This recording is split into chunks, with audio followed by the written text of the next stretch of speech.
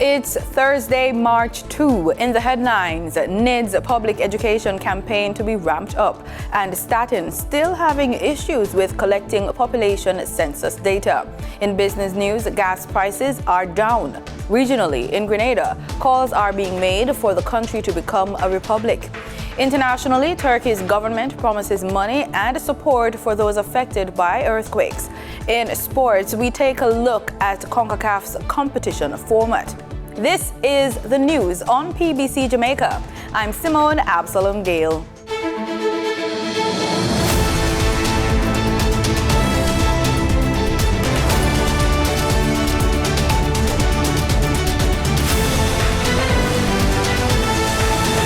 The public will soon see more information about the National Identification System, NIDS. Minister without portfolio in the Office of the Prime Minister with responsibility for information, Robert Morgan, says procurement for the undertaking is ongoing. You know, this is a project that is jointly being run through the IDB and the government of Jamaica. So there are particular approaches to the procurement process that has to take place. There was a procurement process for a supplier to deal with the public education campaign in the last quarter of last year. That procurement process is being finalized currently, along with the IDB, for final approval with the supplier. Minister Morgan says plans are afoot for 19 post offices across Jamaica to be modified as NIDS enrollment sites, with a broader goal of 24 facilities in total. The program is going to continue the implementation of the National Identification Card and Operation Birthright for people to receive free birth certificates to enable them to enroll in NIDS, even as the digitization and indexing of the civil records at RGD continue. And the project also requires continued work with PICA to implement electronic ID, the e-passport, and to enable e-gates at our major international airports. Minister Morgan spoke during Wednesday's meeting of the Standing Finance Committee of the House of Representatives. Last October, the Central Sorting Office was reopened following renovations and completion of modifications as the first NIDS enrollment center. Minister of Finance and the Public Service, Dr. Nigel Clark, had said that during the new fiscal year, the NIDS project will focus on operationalizing the National Identification and Registration Authority and the National Identification and Registration Inspectorate, which are the primary institutions through which the service will be delivered. The Statistical Institute of Jamaica, Staten, is still having a challenge to effectively carry out national census. This after the government doubling compensation package for such personnel. Staten's Director General, Carol Coy, has revealed that with just 4,800 people recruited out of the 7,000 persons required, her organization has had to get creative. She gave an update during Wednesday's meeting of the Standing Finance Committee in Parliament. What we also have to bear in mind, because you are trained, it does not necessarily mean we'll employ you, because there's an assessment and there are persons who have been trained but they have not reached that level, because for the census you have to know what the concepts are, etc., to move in. And so the issue also is that some persons, when they go in the field, the difficulty, it's not an easy job. Going from home to home, persons are not responding, and some persons cannot deal with that. The 2022 Population and Housing Census began in September last year and had been slated to be completed in December. The deadline you had originally proposed, which was the end of the financial year, have you now revised that, and what is the revised time frame? We have not yet set a revised time frame. I know we will not meet that, given where we are. But as the minister said, we have put in place other modalities, other modes of data collection so that we can move the process much faster using the current numbers that we have. Could you indicate what percentage completion you are at this point in time? No, we do not, because the issue you must remember with the census, we do not have a target number. What we are doing are actually counting households and counting persons. So we do not provide that at this point in time. The census entails the collection of data from all 14 parishes, 6,611 enumeration districts. CEO of a separate group of companies, Richard Pandoe, explains why the 2022 population and housing census is important for national development. Hello, Jamaica. My name is Richard Pandoe, and I'm the CEO for the separate group, past president for the Jamaica Manufacturers and Exporters Association, and co-chair for the Economic Policy Committee of the PBCJ. But most importantly, I'm a passionate Jamaican. And it is for this reason that I'm an advocate for the 2022 population housing census. Now, once every 10 years, we're asked as a nation to answer a few simple confidential questions about things like how much of us live here, where we live, how we live, where do we move around, what services do we have access to or not have access to. This information is then used by government agencies and private businesses for their planning to determine where they put their resources to better satisfy the needs of the society. For example, where do we put the clinics? Where do we put our schools, factories, and supermarkets? Now, I know you're very busy, but I'm asking you to take a few minutes to talk to the census takers when they come into your communities. We need the information to help to make the right decisions to improve our Jamaica and make it a better place to live, raise our families, work, and do business. You count, me count, all of we count. Bless up. Hey, you count, me count, census say all of we count. $1.05 billion. That's how much the Ministry of Education has earmarked for its youth's primary and secondary infrastructure program. The 2023-2024 estimate of expenditure, now before the House of Representatives, states that the main objective of the project include the construction of classrooms and other amenities for the elimination of the shift system and overcrowding at 17 high and 2 primary schools. The funds will also cover the cost for the construction of the Dias Infant School and upgrade of electrical infrastructure at 10 high and 3 primary schools, as well as the provision of security fencing for 17 primary and 3 secondary institutions. You should know that this is an ongoing project with achievements up to December 2022. These include the completion of fencing works at Papine High in St. Andrew and Cedric Titus High in Trelawney.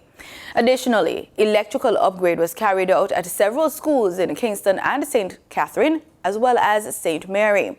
The project is being implemented through the National Education Trust. In the business report, gas prices are down, and Barbados' new governor of the central bank speaks of how the country can strengthen its economy. We'll hear these stories and more from our business reporter, Danita Rodney.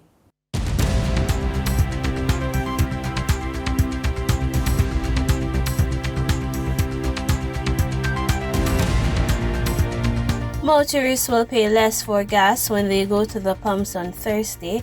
A state-owned oil refinery, Petrojam, says E10 87 is to move down by $2.50 to sell for $165.51 per litre, and a litre of E10 90 will go down by $3 to sell for $168.98. Automotive diesel oil will move down by $1.16 per litre to sell for $200.37. Ultra-low sulfur diesel will sell for $211.21 per litre, following a decrease of $1.05. The price of kerosene will go up by 25 cents to sell for $210.29. In the meantime, propane cooking gas will go up by $1.50 to sell for $71.76, while butane will move up by $3.02 to sell for $81.54 per litre. Remember that retailers will add their markups to the announced prices.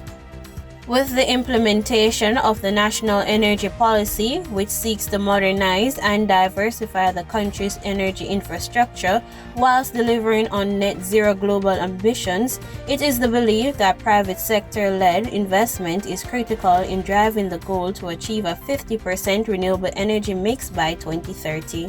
Speaking at an Office of Utilities Regulation (OUR) webinar held last week, Elizabeth Butler, legal advisor on international clean energy projects, stressed that as the mission to reduce carbon emissions and to procure green financing increases, so too has the need for public-private partnerships, which has become even more critical in financing clean energy projects globally, as it would further build on the country's growing success. Now for your market updates.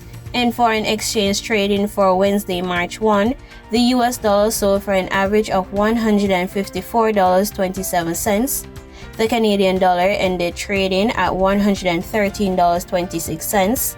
The pound sterling traded for $186.26, and the euro sold for $163.35. In GSE trading, the GSE index advanced by 2,579 points. The junior market index advanced by 53 points. The combined market index advanced by 2,897 points.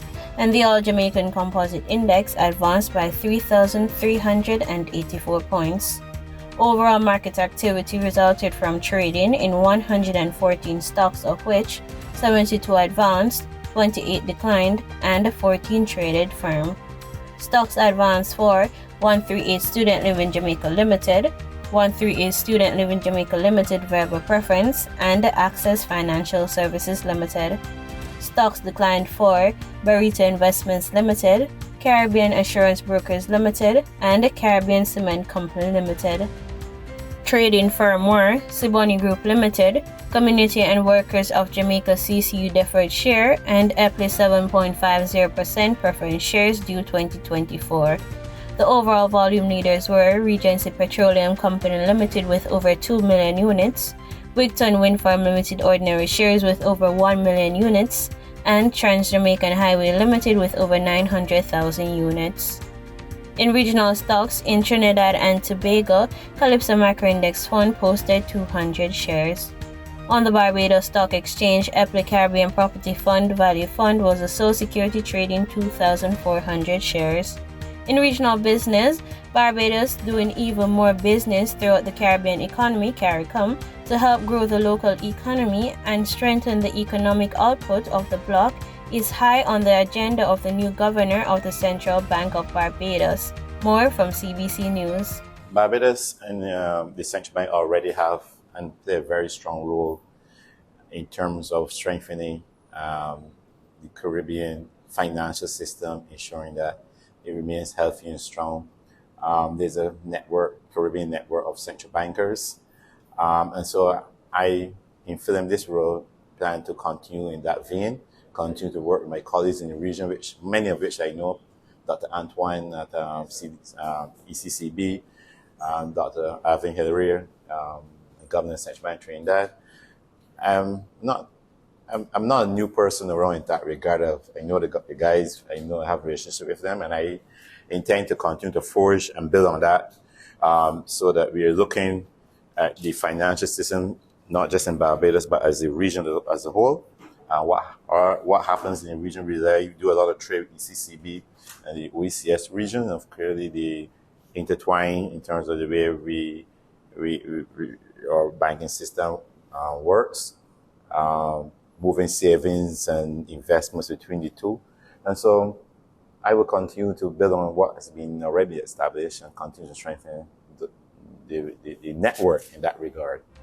In market data for oil prices paired earlier gains on Thursday as signs of a strong economic rebound in top crude importer China were offset by fears over the impact of potential increases to European interest rates. Brent crude futures were up 13 cents at $84.44 a barrel, and West Texas Intermediate crude futures were up 19 cents at $77.88. And that was the business report on PBCJ. I'm Danita Rodney.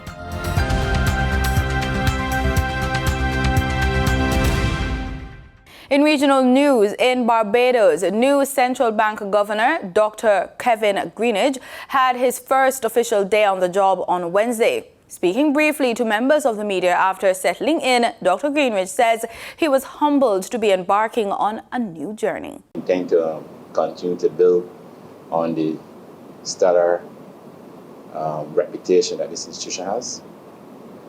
I'm the 8th governor, so 7 have gone before me.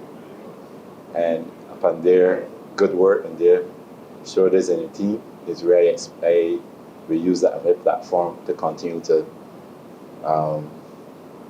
move institution from excellence to excellence as we continue to do the work of ensuring the health and stability of the financial system, protecting our exchange rate, which is the only thing I've known since I live, and most Bajans appreciate and value this priority of our dollar. I've come in at a situation where we have built quite a tremendous amount in Barbados in terms of our economic progress. It's strong. I come at a time where the bank has been continue to establish its reputation and being seen as an institution of stability, an institution of credibility, an institution that persons have come to rely upon. And therefore, while it is not an easy task, any government or in any institution, I believe that those who have gone before me, the last 7 governors, have made it easier for me to come and hopefully step in to the path that they have created and to bring my own approach to it, but to build on that. Grenada's Reparations Committee is calling on the government to start the process of making the country a republic. Beverly Tellisford tells us more. The Grenada National Reparations Commission, the GNRC, has called on the government to begin talks to transform the country into a republic. GNRC Chairman Ali Gill says talks on republicanism are necessary as Grenada prepares to celebrate its 50th anniversary of independence from Britain. So, Prime Minister, members of Cabinet, we must also engage in national conversation on the issue of republicanism. A conversation on Grenada becoming a republic and moving away graciously from the English monarchy as head of state must commence in earnest. He revisited the issue where constitutional referendums were held in Grenada in 2016 and 2018. The proposed constitutional amendment, which voters ultimately rejected, would have made the Caribbean Court of Justice, or the CCJ, the final court of appeal, replacing the British Judicial Committee of the Privy Council, and renamed the Supreme Court. We are very aware that on 2 occasions we went to the polls to vote yea or nay for the Caribbean Court of Justice to be our final appellate court. On both occasions, we said nay. This issue of the Caribbean Court of Justice is worth revisiting, for it is not merely a legal issue. It is an issue that goes fundamentally to the ideals of an independent nation, growing, maturing, and defining itself. It forms part of the definition of who we are as a people. Gill also called on the government to remove colonial names from streets, buildings, and facilities. The Grenada National Reparations Committee continues to lobby our government to transform the monumental landscape of our country by renaming our streets, our schools, and other national institutions, renaming them after outstanding Grenadians or even outstanding Caribbean nationals that have contributed significantly to our civilization. No one needs to remind us that almost 50 years of independence, we still see the Royal Grenada Police Force and His Majesty's prison. Several other islands in the region have expressed interest in becoming a republic within the next few years, following the island of Barbados, which became the Republic of Barbados in 2021.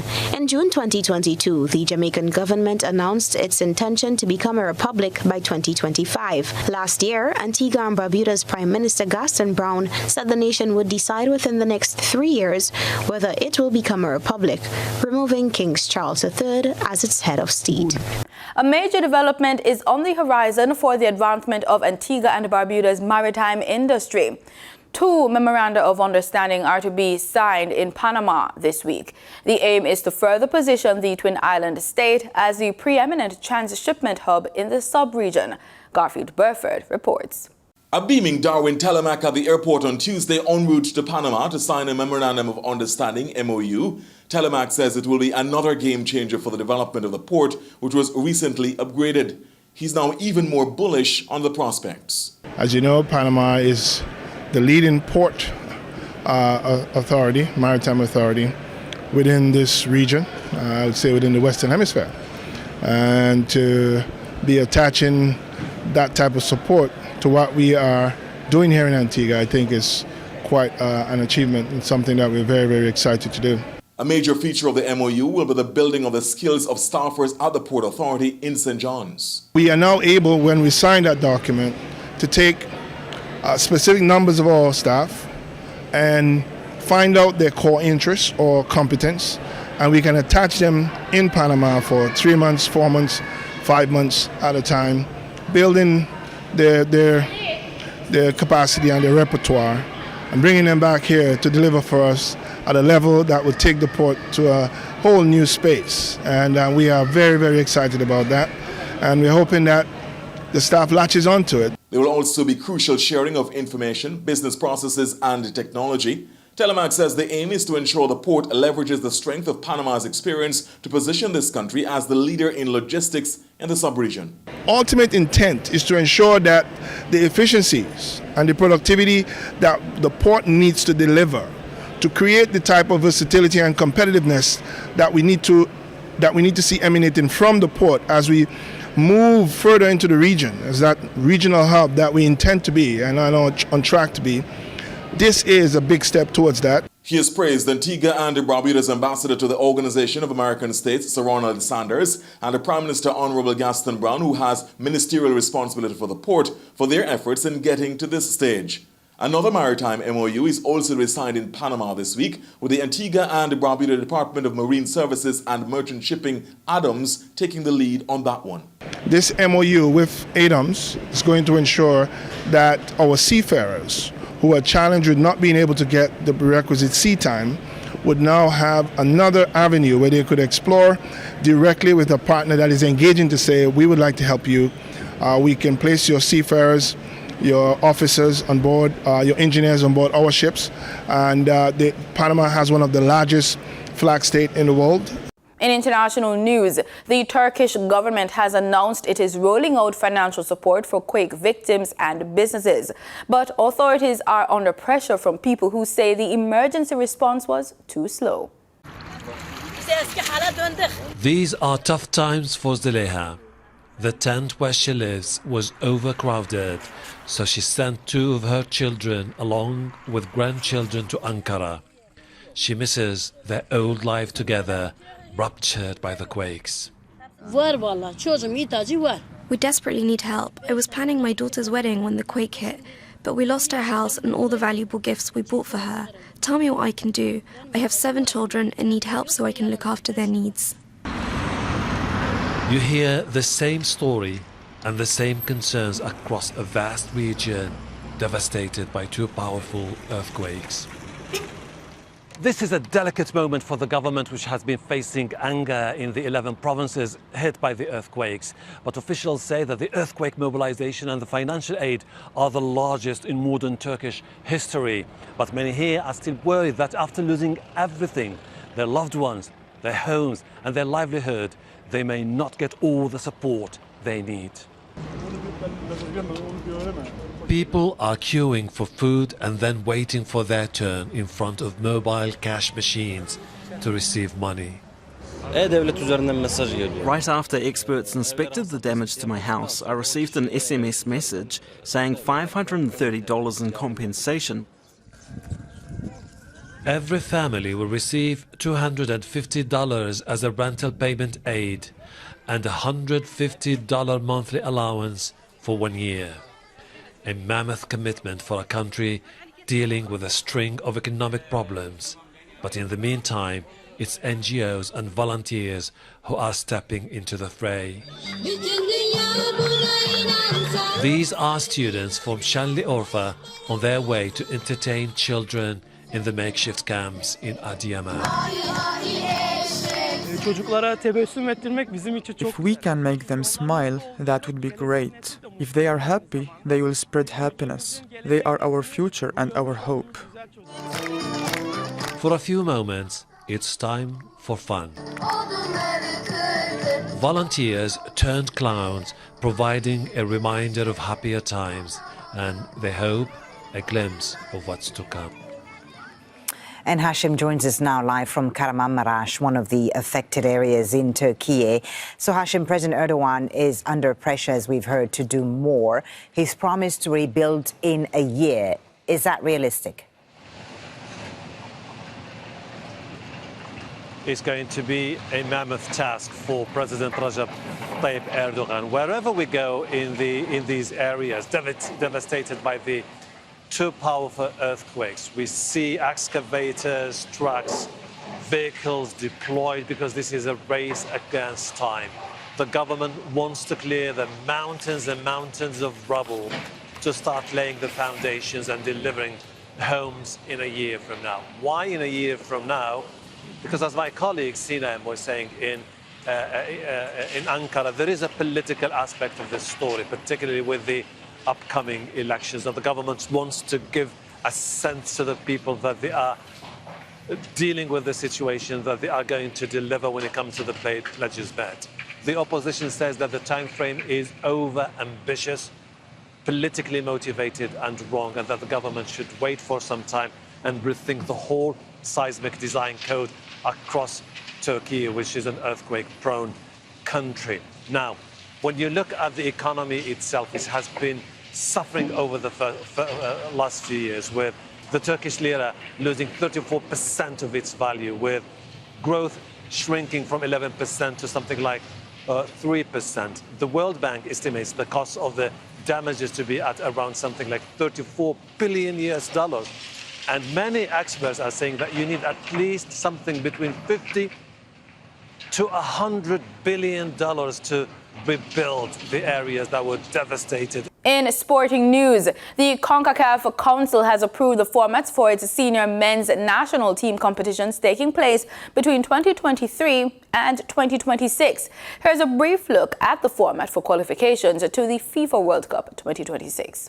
The competition formats were revealed on Tuesday by Concacaf, and the release stated that the formats were developed following an extensive consultation process with its member association and an analysis of the formats delivered in previous editions. Qualification for the Concacaf Nations League, the 2024 CONMEBOL Copa America, and most importantly, Concacaf qualifiers to the FIFA World Cup 2026 were all outlined. Full details can be had at concacaf.com. For the 2026 FIFA World Cup, the hosts, Canada, Mexico, and the United States men's national teams will automatically qualify, and there will be an additional 3 spots for CONCACAF nations through a qualifying series. Plus 2 intercontinental playoff positions will be allotted to the confederations, making it possible to qualify 8 teams from CONCACAF.